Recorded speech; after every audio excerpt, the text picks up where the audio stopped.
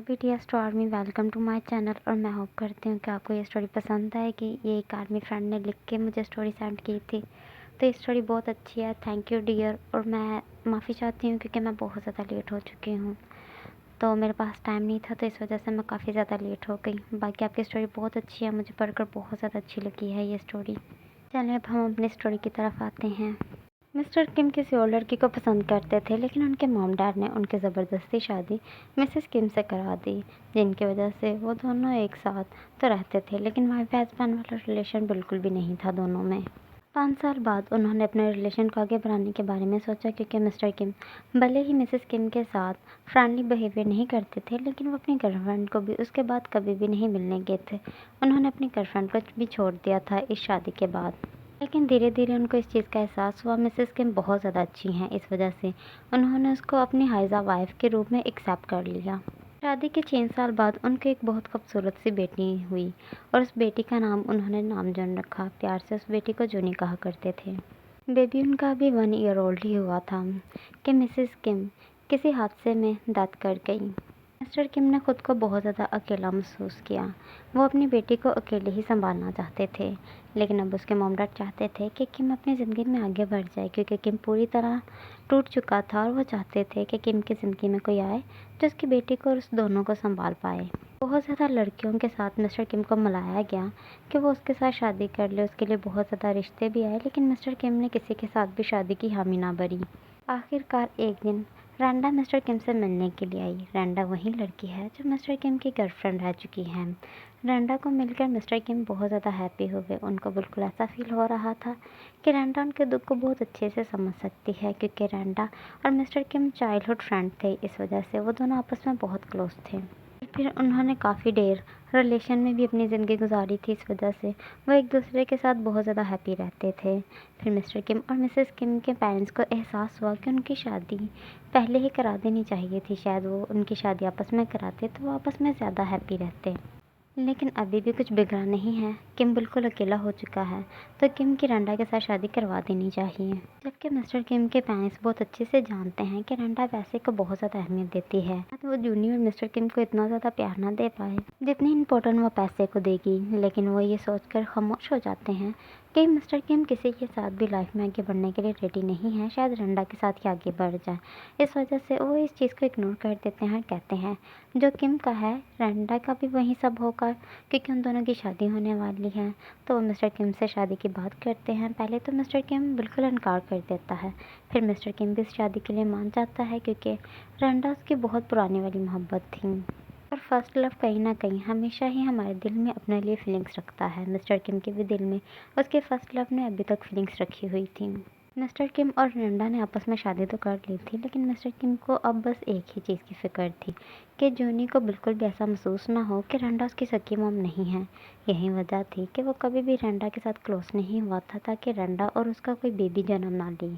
वो रैंडा के साथ कोई भी बेबी प्लान नहीं करता, और रैंडा भी पहले तो मान जाती है कि उसको बेबी नहीं चाहिए, लेकिन रैंडा को धीरे धीरे ये एहसास होने लगता है कि रैंडा का और किम का भी कोई बेबी होना चाहिए।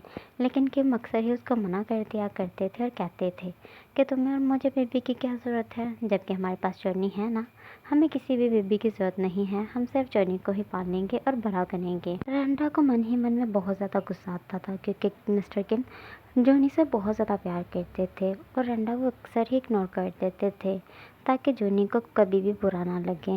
ऐसे ही वक्त गुजर रहा था। रैंडा के दिल में जूनी के लिए बहुत ज़्यादा नफरत बढ़ चुकी थी। रैंडा की बदकिस्मती थी कि वो कुछ भी नहीं कर पाती थी। वो कई बार तो सोचती थी कि वो जूनी के साथ कुछ गलत करेगी और जूनी को सबक सिखाएगी, लेकिन मिस्टर किम के होते हुए ये कर पाना बहुत मुश्किल हो चुका था। अब वक्त इतनी फास्ट गुजर रहा था कि पता ही नहीं चल रहा था कि जूनी 20 ईयर ओल्ड हो चुकी थी। मिस्टर किम बहुत ज़्यादा ओल्ड हो चुके थे, क्योंकि रैंडा हर वक्त उनको ये चीज़ का एहसास कराती रहती थी कि रैंडा का और किम का बेबी होता तो इस टाइम कोई तो बेबी उनके पास होता। जॉनी 20 ईयर ओल्ड हो चुकी है, तो जॉनी की शादी हो जाएगी और वो दोनों लाइफ में अकेले पड़ जाएंगे। वो इन सब चीज़ों के लिए किम को ही दोषी ठहरा रही थी, और किम को रोज़ ही ये सुनाया करती थी कि काश कि हम दोनों ने बेबी प्लान किया होता, तो मुझे पूरा यकीन है कि मेरा बेबी बॉय होता, तो हमारा बेबी बॉय हमेशा हमारे साथ रहता। उल्टा हमारे ही घर में एक बहू भी आ जाती, लेकिन नहीं, तुम्हें तो जूनी की ही हमेशा पड़ी रहती है। ये सब चीज़ें मिस्टर किम के दिल को बहुत बुरी तरह ज़ख्मी कर रही थी। जूनी को भी ये सब बहुत बुरा लग रहा था, लेकिन जूनी अपने डैड से अपनी फीलिंग छुपा रही थी और मिस्टर किम फील कर पा रहे थे कि जूनी को शायद अच्छा नहीं लग रहा। इस वजह से उनको बहुत ज़्यादा जूनी की फ़िक्र होती थी। इसी फ़िक्र में उनकी दिन ब दिन तबीयत ख़राब होती जा रही थी, क्योंकि वो पहले से ही ओल्ड थे और उन्होंने बहुत मुश्किल से और बहुत लाड प्यार से जूनी की परवरिश की है। वो जूनी के लिए हर हार्ड वर्क करते थे ताकि जूनी को ज़्यादा से ज़्यादा मनी मिल सके, जूनी अच्छे कॉलेज में पढ़ पाए, क्योंकि रंडा तो उनके पैसे बहुत ज़्यादा फजूल खर्च करती थी और जूनी का और रंडा दोनों का खर्चा उठाना मिस्टर किम के लिए अब मुश्किल होने लगा था। मिस्टर किम की धीरे धीरे तबीयत ख़राब होने लगी। इस वजह से मिस्टर किम ने अपने बिजनेस को संभालना बंद कर दिया था। ये सब अब रंडा पे था, क्योंकि जूनी इतनी ज़्यादा इंटेलिजेंट नहीं थी, जूनी बहुत ज़्यादा इनोसेंट थी और जूनी बिजनेस नहीं संभाल सकती थी। रंडा को बिजनेस से कोई फ़र्क नहीं पड़ता था। उसने धीरे धीरे सारी कंपनी की चीज़ें सेल करना शुरू कर दी और आखिर में अपनी कंपनी भी सेल कर दी और मिस्टर किम को रोते हुए ये बताया कि उसे ये सब नहीं हैंडल हो पाया। किसी ने उसे गलत पेपरों पे साइन करवा कर सब कुछ छीन लिया है, जबकि रंडा ने जानबूझकर सब सेल कर दिया था। मिस्टर किम की हालत बहुत ज़्यादा ख़राब थी। जूनी को कुछ समझ नहीं आ पा रहा था कि जूनी क्या करेगी, क्योंकि रंडा तो अब सख्ती से सबको ये बताया करती थी कि वो कभी भी जॉब नहीं करेगी, शायद वो जॉब करने के लिए बनी ही नहीं है। वो बहुत ज़्यादा सॉफ्ट है, उससे ये सब काम नहीं होंगे। अब जूनी को ही खर्चा उठाना होगा। वैसे भी जूनी 20 ईयर ओल्ड हो चुकी है, तो ये जूनी के लिए ईजी होगा कि वो घर का खर्चा उठा पाए। जूनी फर्स्ट डे अपनी जॉब पे जाती है। वो एक बिज़नेस में एक वर्कर की जॉब तलाश करती है और वहाँ पर जॉब करना भी शुरू ही किया था कि जूनी के डैड की तबीयत बहुत ज़्यादा ख़राब होने लगी थी। यही वजह थी कि जूनी ने अपने बॉस से कुछ पैसे लिए थे और अपने डैड को लेकर हॉस्पिटल गई थी। लेकिन जूनी ने बहुत ज़्यादा छुट्टियाँ की थी, जिस वजह से जॉब तो जाती रही, लेकिन जूनी पर अब कर्जा भी आ चुका था। जूनी बहुत ज़्यादा परेशान थी, क्योंकि वो जूनी को बार बार फ़ोन करके जूनी से पैसे मांग रहे थे। दूसरी तरफ मिस्टर किम के इलाज के लिए भी पैसे चाहिए थे। जूनी बहुत ज़्यादा परेशान रहती थी। वो अक्सर रात को रोते हुए वक़्त गुजार दिया करती थी, क्योंकि वो अपने पापा को खोना नहीं चाहती थी। लेकिन मिसेस किम को इन सब से कोई फ़र्क नहीं पड़ता था। एक दिन जूनी की फ्रेंड मून जूनी को एक जॉब के बारे में बताती है। ये कोरिया का सबसे मशहूर क्लब था। यहाँ नाइट स्टैंड होना बहुत ज़्यादा मामूली सी बात थी। यहाँ अक्सर ही लोग पार्टीज़ के साथ नाइट स्टैंड भी किया करते थे। वहाँ बहुत ज़्यादा नाइट स्टैंड करने के लिए रूम बने हुए थे और वहाँ बहुत ज़्यादा रिच लोग आते थे, क्योंकि वो रिच लोगों के लिए ही स्पेशल बनाया गया था। वहाँ के अरेंजमेंट बहुत ज़्यादा यूनिक थे। जूनी यहाँ पे काम तो नहीं करना चाहती थी, लेकिन उसको पैसे की बहुत सख्त ज़रूरत थी। वो मून की बात मानकर उस क्लब में जाने के लिए एग्री हो जाती हैं। उन क्लब के ओनर के साथ मून के रिलेशन अच्छे थे, इस वजह से जूनी को वो जॉब पे रख लेते हैं। जूनी का आज फर्स्ट डे था और जूनी को बिल्कुल भी समझ नहीं आ पा रही थी कि उसको ये सब कैसे हैंडल करना है। जूनी को पहनने के लिए क्लॉथ दिया जाता है। जूनी को ये क्लॉथ बिल्कुल भी पसंद नहीं आया था, लेकिन जूनी जैसे ही दूसरे वर्कर की तरफ देखती है तो वहाँ पर सारी वर्कर ने यही क्लॉथ पहना हुआ। जूनी समझ चुकी थी कि इसे पहनना बहुत ज़्यादा ज़रूरी है, इसलिए जूनी ना चाहते हुए ये क्लॉथ पहन लेती है। जूनी चेंजिंग रूम में जाकर क्लॉथ पहनकर और थोड़ा सा रेडी होकर आती है, क्योंकि उसको यहाँ के रूल्स के मुताबिक ही ये सब करना पड़ा था। जूनी जैसे ही रेडी होकर बाहर आती है तो जूनी बहुत ज़्यादा खूबसूरत लग रही थी। क्लॉथ में कई लोग उसी की तरफ देख रहे थे। क्लॉथ में उसकी वाइट वाइट टांगें दिख रही थी और उसकी फिगर जो बहुत अच्छी लग रही थी, क्योंकि ये ड्रेसिंग बहुत ज़्यादा फिटिंग में थी। जूनी को बहुत ज़्यादा तंग आई थी, क्योंकि जूनी थोड़ी सी हेल्दी लड़की थी। जूनी अभी अपने जॉब का स्टार्ट करने ही वाली थी कि दूर खड़ा हुआ लड़का जूनी को बहुत गौर से देख रहा था। वो एक चेयर पे बैठ जाता है और रेस्टोरेंट के मैनेजर को बुलाता है। मैनेजर जल्दी से उस शख्स की बात सुनने के लिए आता है, तो उस शख्स मैनेजर के कान में कुछ कहता है। मैनेजर ना तो करना चाहता है, लेकिन मैनेजर बहुत अच्छे से जानता है कि उसको ना करने का मतलब कि अपनी मौत को इनवाइट करने के बराबर है। फिर मैनेजर जूनी की तरफ फिंगर करते हुए कहता है, क्या सच में आपको ये लड़की चाहिए? तो लड़का हाँ में अपना सिर हिलाता है। मैनेजर थोड़ा सा उस लड़के से दूर हटते हुए अपने माइंड में कहता है, ये अपने बिल्कुल भी होश में नहीं है, इसने बहुत ज़्यादा ड्रिंक की हुई है। लेकिन ये भी बात है कि मैं मिस्टर सोगजिन को मना नहीं कर सकता, क्योंकि मैं जानता हूँ कि मिस्टर सोगजिन मुझे मार देंगे अगर मैंने इनको मना किया, तो मुझे जूनी को इनको देना ही होगा। फिर वो मैनेजर जूनी के पास आता है। जूनी के ने अपने हाथ में ट्रे लिया हुआ था, क्योंकि जूनी ड्रिंक सर्व कर रही थी। वो मैनेजर जल्दी से ट्रे को पकड़ता है और जूनी को इशारा करता है कि उन गेस्ट को लेकर रूम में जाओ, रूम नंबर 223 में। तो जूनी ओके करती है। जूनी सोगजिन के करीब आती है और देखती है वो बहुत ज़्यादा नशे में है, तो उसको संभालते हुए रूम में लेकर जाने की कोशिश कर रही थी। जूनी को लग रहा था कि सोगजिन ने बहुत ज़्यादा ड्रिंक की है, इस वजह से वो अपने होश में नहीं है। लेकिन सोगजिन अपने पूरे होश में था। वो जूनी के थोड़ी सी करीब आता है और उसके कान में आई लव यू कहता है। जूनी ये सुनकर बहुत ज़्यादा शॉक हो जाती है, क्योंकि जूनी ने कभी भी किसी के साथ अब तक रिलेशन में नहीं आई थी, इस वजह से उसको ये सारी फीलिंग्स नहीं थी। वो जल्दी से उसको रूम में लेकर आती है और बेड पर लटाकर जाने लगती है, लेकिन वो शख्स जूनी का हाथ पकड़कर जूनी को अपनी तरफ खींचता है, जिसकी वजह से जूनी आकर उस शख्स के ऊपर गिर जाती है। वो जल्दी से जूनी को बेड के ऊपर करता है और जूनी के ऊपर आ जाता है। जूनी बहुत ज़्यादा रोती है और शख्स को खुद से दूर हटाने की कोशिश कर रही थी, लेकिन वो शख्स जूनी को बहुत टाइटली पकड़ा हुआ था। जूनी उससे बिल्कुल भी नहीं छूट पा रही थी। वो शख्स जूनी को कहता है, रोना बंद करो, मुझे तुम्हारे रोने से इरिटेशन हो रही है। जूनी ये सुनकर बहुत ज़्यादा शॉक हो चुकी थी, क्योंकि जूनी को अब तक लग रहा था कि वो लड़का नशे में है, लेकिन जूनी को अब एहसास हुआ कि वो ज़्यादा नशे में नहीं है। मतलब थोड़ी सी तो उसने ड्रिंक की है, लेकिन वो अभी भी अपने होश में है। जूनी रोती हुई कहती है कि प्लीज़ मुझे जाने दो।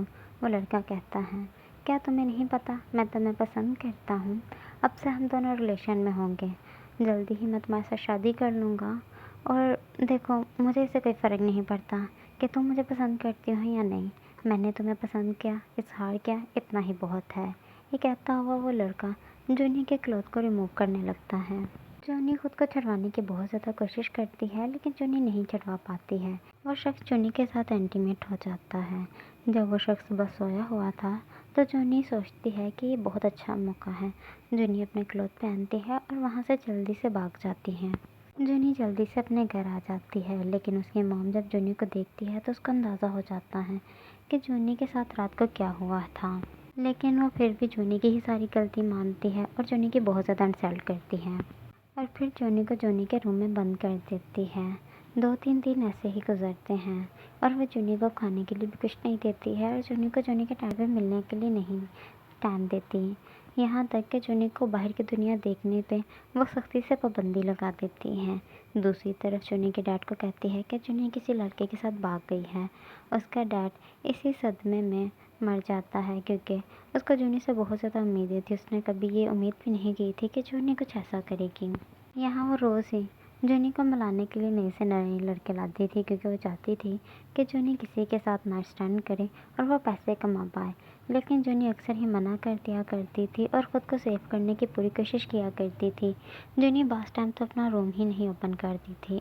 वो लड़का जितना भी दरवाज़ा खटखटाता था, लेकिन जूनी कभी भी रूम ओपन नहीं करती थी, जिसकी वजह से वो शख्स मिसेस किम पे गुस्सा करता था और वहाँ से चला जाता था।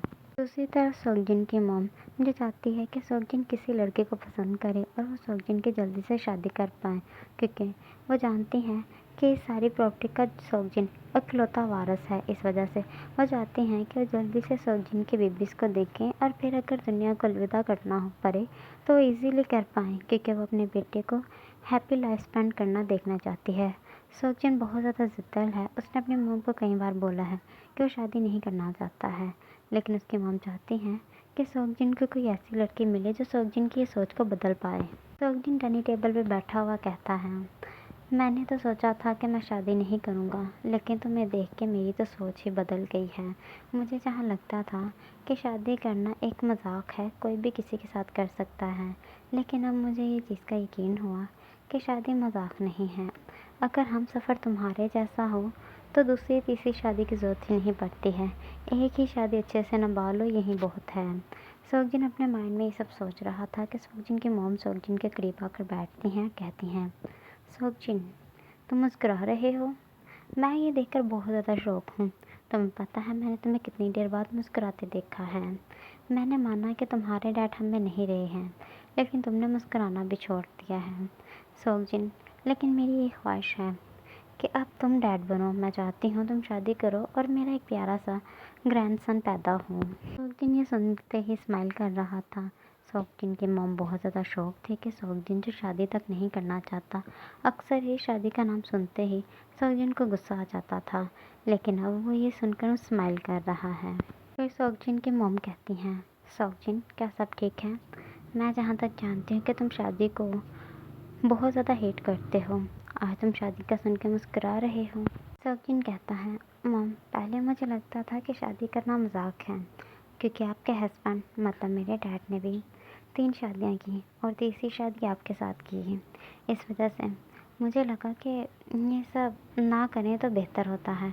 अगर शादी कर लो तो बस टेंशन में ही बंदा पड़ा रहता है, क्योंकि मैंने अपने डैड को हर वक्त बिज़नेस में उलझे देखा है और वो हमेशा ये टेंशन में थे कि उनकी पहली वाइफ़ अच्छी है जिसको उसने छोड़ दिया है, और फिर दूसरी वाइफ़ अच्छी है जिसको उन्होंने छोड़ दिया है।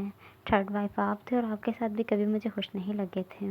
लेकिन अब मुझे कोई ऐसा शख्स दिखा है जिसके साथ मतलब रहने के बाद मुझे ये एहसास हुआ कि लाइफ बहुत ज़्यादा अच्छी है अगर उसके साथ रहा तो।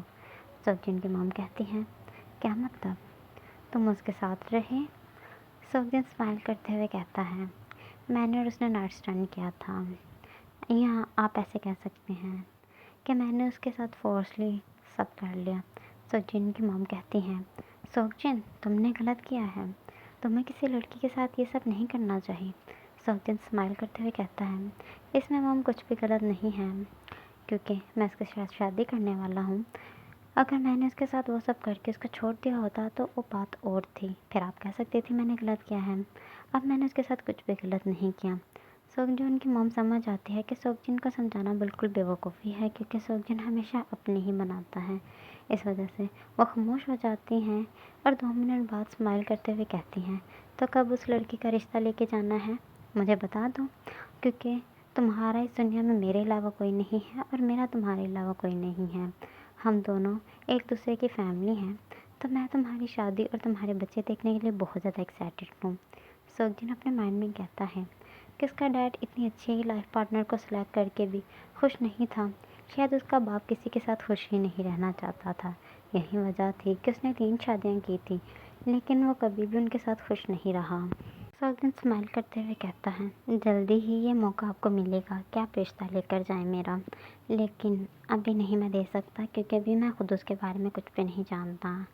मुझे उसकी पूरी इन्फॉर्मेशन निकालनी है, फिर ही आप रिश्ता लेके जा सकते हैं। सोगजिन की मॉम कहती हैं, मैं वेट कर रही हूँ कब मैं रिश्ता लेकर जाऊँ। दूसरी तरफ जूनी वहाँ से भागने की और ख़ुद को छुड़वाने की बहुत ज़्यादा कोशिश कर रही थी। हर कोशिश में नाकामयाब होने के बाद जूनी अपने दोस्त शेहोब को सीक्रेटली मैसेज भेजती है कि प्लीज़ शेहोब आकर मेरी हेल्प करो। शेहोब जूनी का चाइल्डहुड फ्रेंड है और उन दोनों में आपस में बहुत ज़्यादा गहरी दोस्ती है। ये मैसेज जूनी ने अपनी विंडो के करीब खड़े हुए बच्चे, मतलब जो बच्चे खेल रहे थे उसके घर के करीब, उनको आवाज़ दी थी, और वो बच्चा विंडो पर जूनी की बात सुनने आता है तो जूनी उसको मैसेज देती है कि मुझे जेहोब से बात नहीं है, तो तुम जेहोब को बोलो कि वो रात के 12 बजे आके मुझे मेरे घर की विंडो के करीब मिले। तो जेहोब ऐसा ही करता है। पहले तो जेहोब उसकी मॉम से ही मिलकर चले जाता है, क्योंकि जूनी को बिल्कुल भी मिलने नहीं देती थी उसकी मॉम। आज जेहोब विंडो से जूनी को मिल के गया था। जूनी ने उसको सारा प्लान बता दिया था। जूनी और जेहोब यहाँ से भागने का प्लान कर बैठे थे। जूनी को बहुत अच्छे से पता था कि उसका डैड इस दुनिया में नहीं रहा, क्योंकि मिसेस किम ने उसको बताया था। इस वजह से अभी कोई वजह नहीं थी जिस वजह से वो यहाँ पे रहे। इस वजह से अभी वो यहाँ से आज़ाद हो जाना चाहती थी। पहले तो वो अपने बाप की वजह से मजबूरन यहाँ पे रह रही थी, लेकिन अभी ऐसी कोई मजबूरी नहीं रही थी। आज रात को उन दोनों ने भाग जाना था, लेकिन जैसे ही रात होने के करीब टाइम आ रहा था और जूनी बार बार घड़ी की तरफ देख रही थी कि कब उसको जेहोब लेने के लिए आएगा, लेकिन कोई और शख्स उनके घर में एंटर होता है।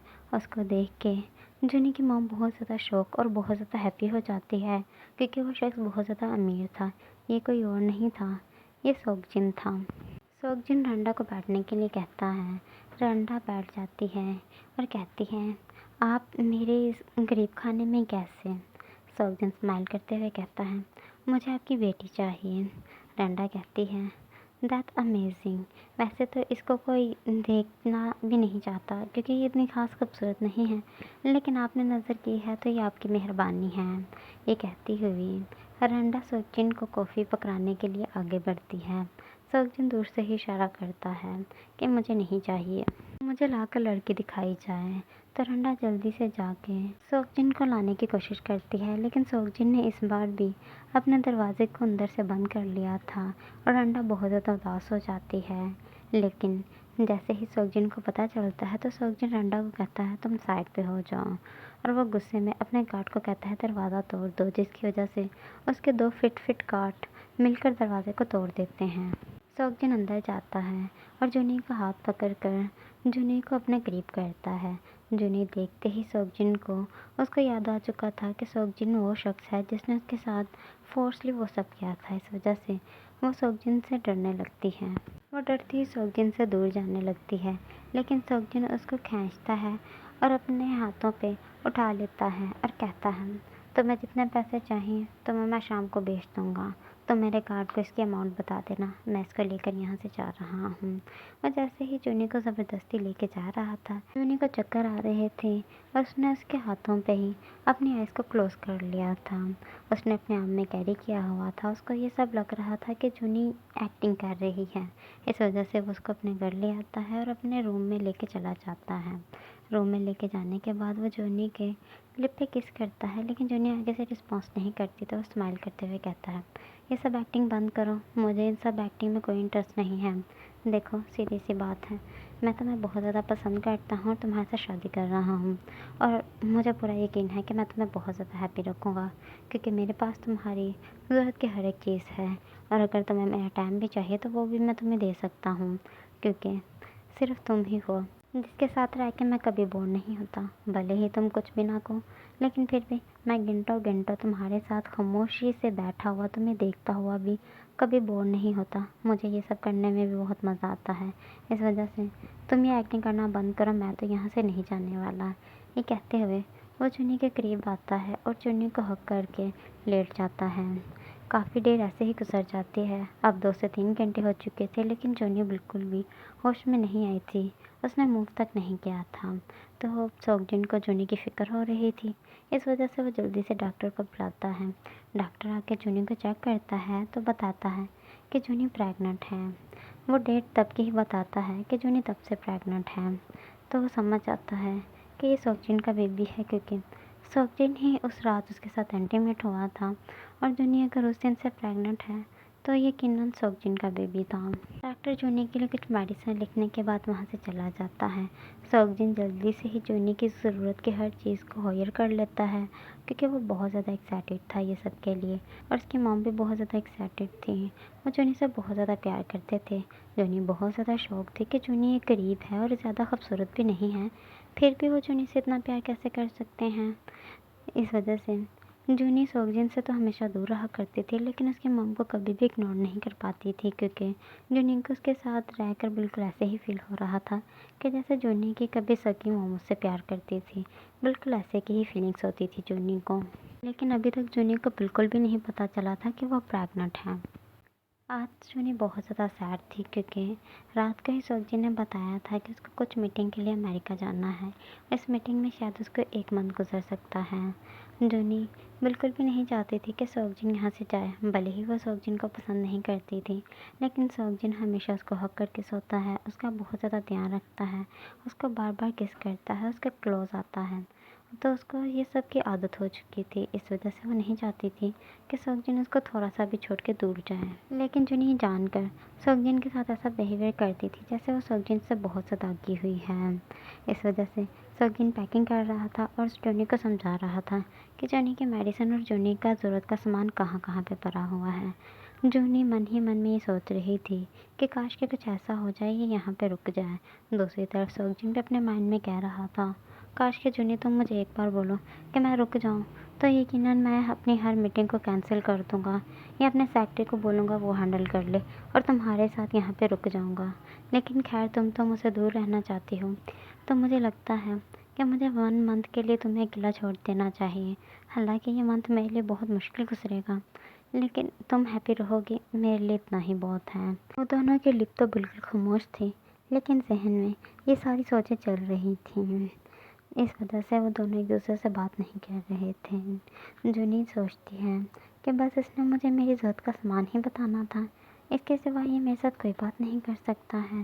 जूनी उसकी तरफ देखती है तो जूनी कहती है, क्या आप अपनी ब्लैक कलर की शर्ट भी लेके जा रहे हो?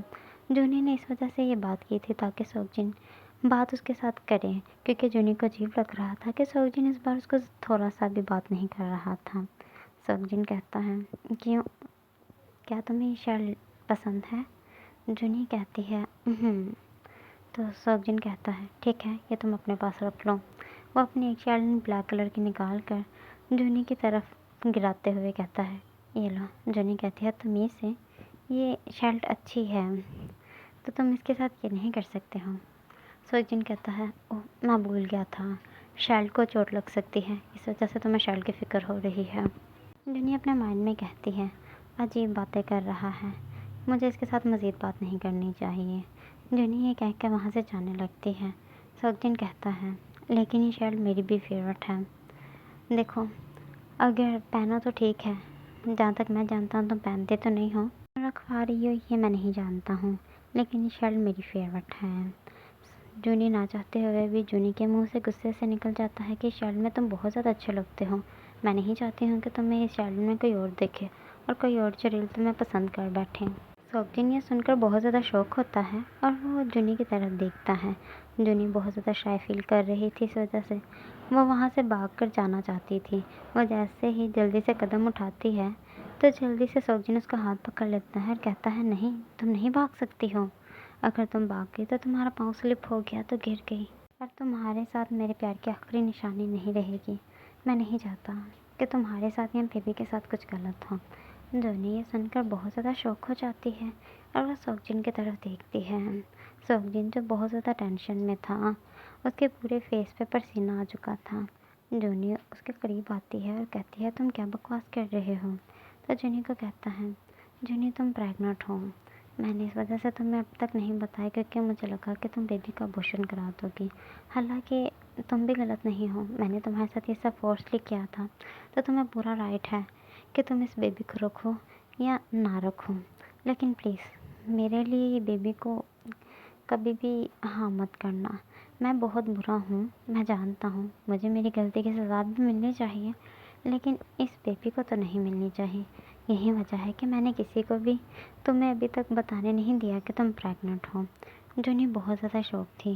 जूनी के जिस्म में कुछ न्यू फीलिंग्स तो थी, लेकिन जूनी को बिल्कुल भी उम्मीद तक नहीं थी कि वो प्रेग्नेंट है। जूनी बहुत ज़्यादा शौक होती हुई उसके थोड़ी और क्लोज आती है और उसके फेस को पकड़ के कहती है, क्या जब तुम मेरे साथ इंटीमेट हुए मैं प्रेग्नेंट हो गई? सोगजिन हाँ में अपना सिर हिलाता है और कहता है, तुम ठीक कह रही हो।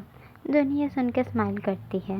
जूनी बहुत ज़्यादा हैप्पी होती हुई उसके लिप पे किस करती है और कहती है, इसका मतलब तुम अभी मुझे छोड़ के नहीं जा सकते हो? सोगजिन स्माइल करते हुए कहता है, क्या मतलब?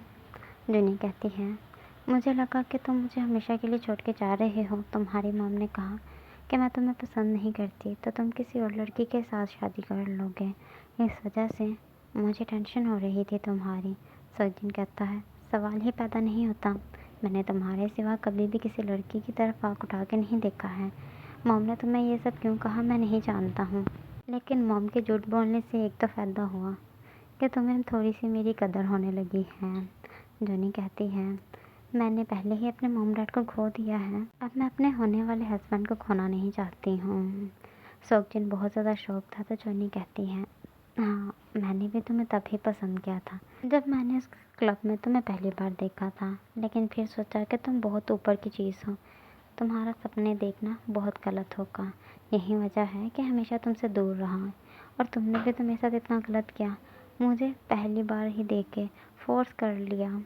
तुम्हें थोड़ा सा खुद पे कंट्रोल रखना चाहिए था, तो शायद मैं तुम्हारे साथ जल्दी ही रिलेशन में आ जाती और शादी करती तुम्हारे साथ। सोगजिन कहता है, मैं नहीं जानता कि मैंने वो सब गलत किया या सही किया, लेकिन मेरे लिए वो सब सही था क्योंकि आज तो मेरे साथ हो, वहीं सब की वजह से अब मुझे कोई फ़र्क नहीं पड़ता कि गलत था या सही था। ऐसे ही वो दोनों आपस में हैप्पी हो जाते हैं। मैं होप करती हूँ कि आपको ये स्टोरी पसंद आई। अगर पसंद आए तो लाइक और कमेंट कर दें।